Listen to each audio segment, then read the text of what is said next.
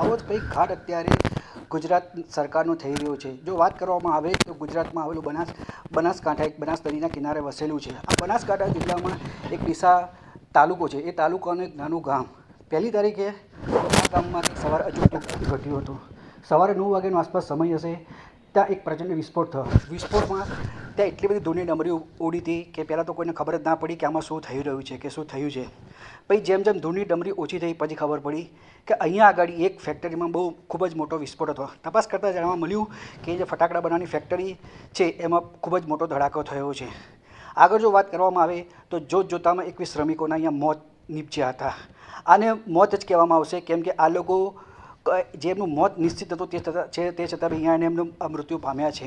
જો સરકારની વાત કરવામાં આવે તો સરકાર તરફથી એવું કહેવામાં આવી રહ્યું છે કે અહીંયા ટ્રેડિંગનો ધંધો ચાલતો હતો, પછી એને ફટાકડાનો કારખાનાનો કોઈ પરવાનો હતો નહીં.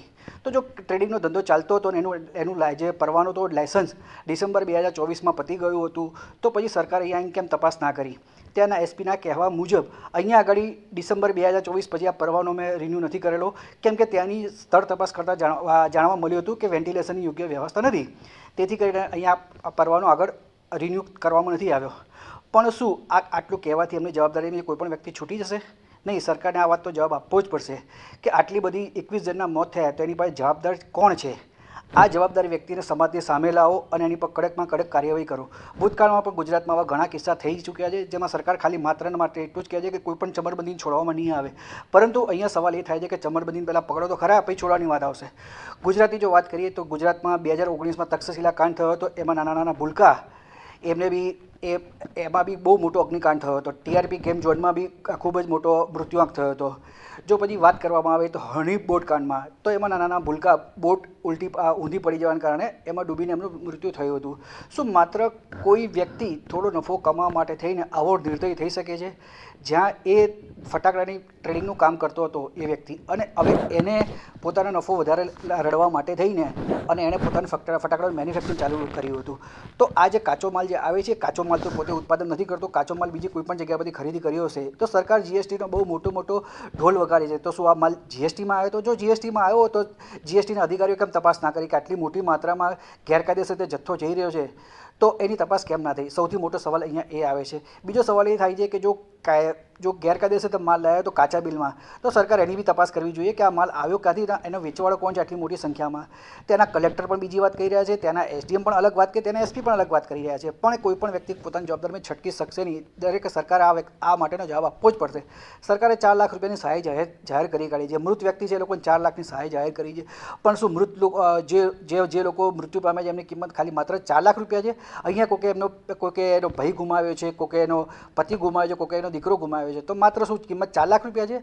સહાય આપવામાં આવે એની કોઈ કરતાં કોઈ વાંધો કે તકલીફ નથી, પરંતુ આ જે સહાય આપવામાં આવે છે એ માનવીય ભૂલના કારણે થયેલા અકસ્માતના હિસાબથી સહાય આપવામાં આવે છે. અને એ સહાયના પૈસા ગુજરાત સરકાર તમારા મારા જેવા ટેક્સના જે રૂપિયા આવે છે એમાંથી સહાય આપવામાં આવે છે. નહીં કે ગુજરાત સરકાર પોતાના ખિસ્સામાંથી પોતાની સહાય આપવામાં આવે છે.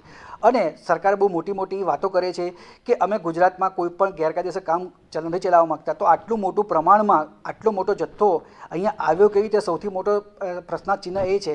અહીંયાના કલેક્ટર બીજી વાત કરે, એસપી સાહેબ બીજી વાત કરે, એસડીએમ અલગ વાત કરે, તો આમાં કોઈ જવાબદારી લેવા માટે તૈયાર નથી. બધા પોતપોતાની જવાબદારીમાં છટકવા માટે તૈયાર છે. પણ અહીંયા સવાલ એ પણ થાય છે કે જે એસપીની જવાબદારીમાં જે આવતું હતું એ કામ એણે યોગ્ય રીતે કેમ ના કર્યું? કે શું તપાસ કરવા ગયા તો ખાલી ટેબલ પર બેસીને તપાસ કરી કે એસી ચેમ્બર્સમાં બેસી રહ્યા, કે શું એમના ખિસ્સા ગરમ થયા છે? અહીંયા સણસણતા સવાલ ઘણા બધા છે જેના જવાબ લેવા બહુ જરૂરી છે. અને જે લોકો મૃત્યુ થયા છે તે લોકો ગુજરાતના બાજુમાં આવેલા મધ્યપ્રદેશના વતની હતા. 21 શ્રમિકો હતા જે પોતાનું રોજીરોટી કમાવા માટે અહીંયા આવ્યા હતા. તો એમને એ ખબર હતી નહીં કે હવે અમે પાછા જીવતા ઘરે નહીં જઈ શકીએ, અમારું મોત અમને ત્યાં બોલાવી રહ્યું છે. આપણા ગુજરાતના ગૃહ રાજ્યમંત્રી હર્ષ સંઘવી એવું કહી રહ્યા છે કે કોઈ પણ ચમરબંધીને છોડવામાં નહીં આવે. તો અને અહીંયા ગુજરાત પોલીસનો એક નવો ટ્રેન્ડ ચાલુ થયો છે કે કોઈ પણ ઘટના બને એટલે એ ઘટનાના સ્થળ પર રિકન્સ્ટ્રક્શન નામ પર એ આરોપીનો વરઘોડો કાઢવાનો આવે છે. તો શું આ જે ઘટના બની એમાં આ જે વ્યક્તિ છે જે દીપક ટ્રેડર્સના માલિક અને એમનો દીકરો શું એનો વરઘોડો કાઢવામાં આવશે? શું ગુજરાત સરકાર એની મિલકતો જપ્ત કરશે? શું ગુજરાત સરકાર એની મિલકત પર બુલડોઝર ચલાવશે? આવા ઘણા બધા વણ પૂછાયેલા સવાલ છે. આ તો 21 જણનો મોતનો સવાલ છે. સરકાર તમે તમારી આવી જવાબદારી છટકી નહીં શકો, તમારે જવાબ આપવો જ પડશે આની અંદર. અને ગૃહ રાજ્યમંત્રી દર વખતે એક જ વસ્તુ કહી રહ્યા છે કે કાયદે મેં રહોગે તો ફાયદો મેં રહોગે. તો અમારે ગૃહ રાજ્યમંત્રીને એટલી વિનંતી છે કે આવી જે ઘટના બને છે ઘટનામાંથી કંઈક શીખી અને ફરી વખત ભવિષ્યમાં ઘટના ના બને એના માટે કોઈ દાખલો બેસે એવું ઉદાહરણ તમે આપો. અમારી સરકારને એક જ વિનંતી છે કે આની પર એવી મોટા ક્રિયા કરવામાં આવે કે જેથી કરીને બીજા લોકો કોઈ કામ ગેરકાયદેસર કામ કરતા અટકી જાય. અને આની જે આરોપીની જે મિલકતો છે તો એ વેચી અને આ જે શ્રમિકો જે મૃત્યુ પામ્યા છે એની જે કિંમત આવે એ લોકો શ્રમિકોમાં વેચાઈ ના શકે? વેચાઈ શકે. જો સરકાર ચાહતી, સરકાર ઈચ્છતી હોય તો આ બી વસ્તુ થઈ શકે છે. પણ સરકારની ઈચ્છાને મનસા કંઈક અલગ હોય છે, બોલાવે છે, બતાવે છે, કંઈક કરે છે કંઈક જુદી. એટલે ક્યાંક ને ક્યાંક સરકારની બી આમાં નિયતમાં કંઈક ખોટ આવી રહી છે. અહીંયા સરકારી અધિકારીઓના ખિસ્સા ગરમ થતા હશે જેથી કરીને એ લોકો આંખ આડા કાન કર્યા હશે. પણ છેલ્લે તો સામાન્ય માણસ શ્રમિકો જ આ વસ્તુનો ભોગ બન્યા છે. આશા રાખીએ કે ફરીથી ગમે ત્યારે બી આ વસ્તુમાં આવું બને નહીં એની જોવાની સરકારની જવાબદારી